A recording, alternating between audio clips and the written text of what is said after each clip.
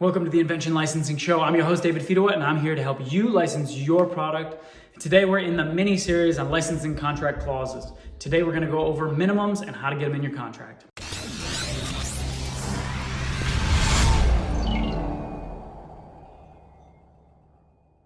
So to jump right into it, minimums in a licensing contract. Super important, but completely misunderstood by both parties, typically.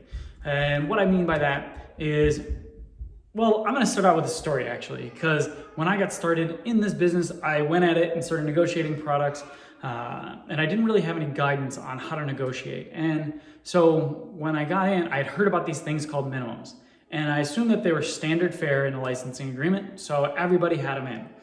So when I was talking to my first potential licensee, they were talking contract and how we work together, and then I was like, all right, so what do you feel would be good minimums? And they're like, oh, we're not having minimums. And that was the end of that conversation. So I was like, I see. I didn't approach that correctly.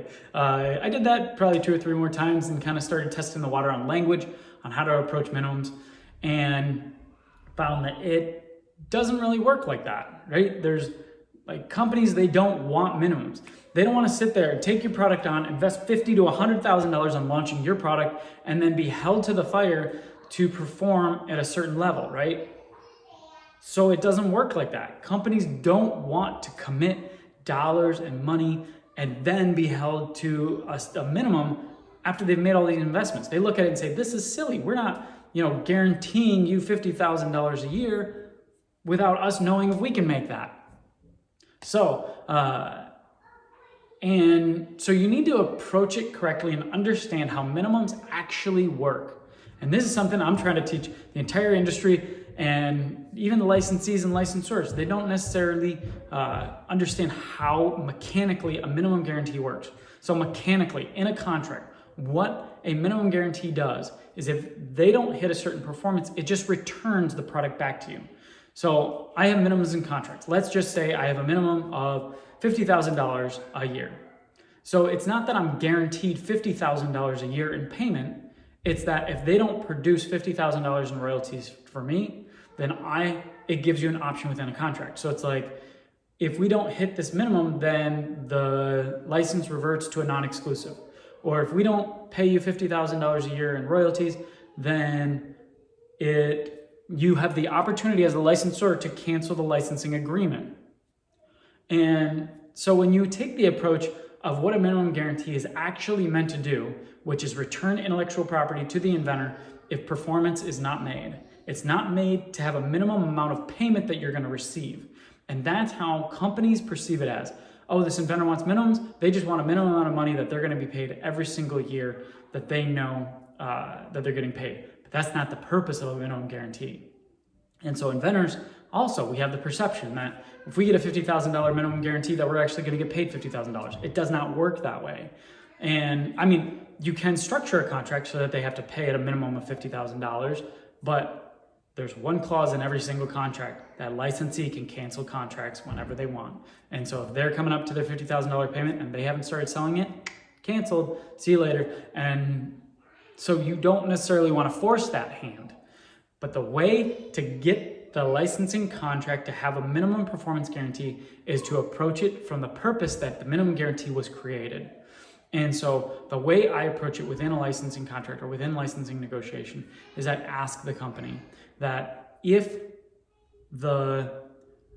and I guess I'll give you exact language of how I approach it.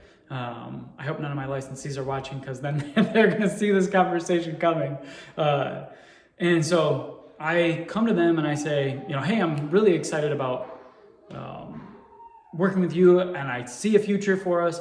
I really think this is going to work out. But we know in business that not every situation works out as planned, right? They're like, yeah, of course. I say, well, if things don't work out as planned, would I be able to get my product back? They say, of course, we'll give you rights back. I say, can we put something in the contract that returns the intellectual property to me if things don't work out? And they say, yeah. And what they did was just agreed to a minimum guarantee. The structure of that is the mechanism that is built in licensing contracts is a minimum performance guarantee to return product back to the inventor.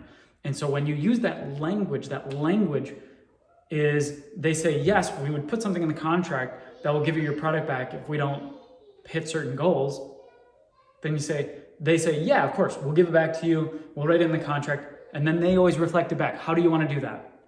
I say, would we be able to put just a small amount of sales in the contract so that if we don't hit these sales, then the product would return back to me?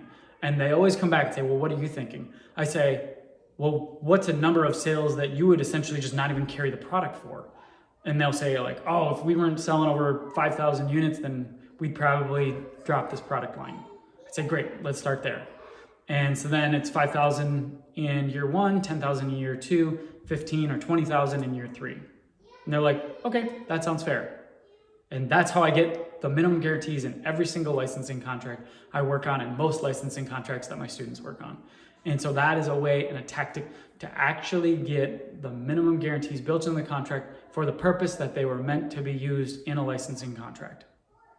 I hope you got something out of that episode of License Your Invention with David Fido. And as you know, I'm always here to help you license your product. Subscribe now or give me a thumbs up and check out inventtribe.com for more information. And for the next video, we're going to get into improvements clause.